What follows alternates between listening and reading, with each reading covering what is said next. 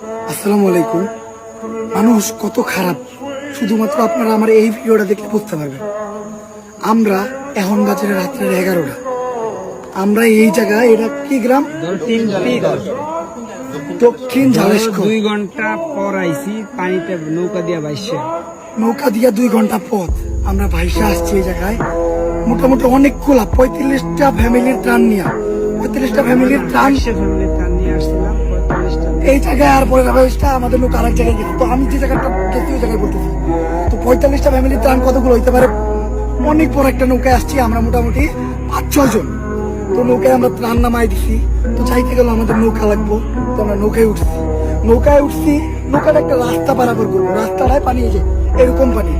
আমরা মানবতা দেখাইলাম যে ভাই আমরা নামি, আপনি এই রাস্তাটা পার করেন। নৌকালা ওই আনার সময় আমাদের অনেক কথা কইতেছিল, মানে ওনার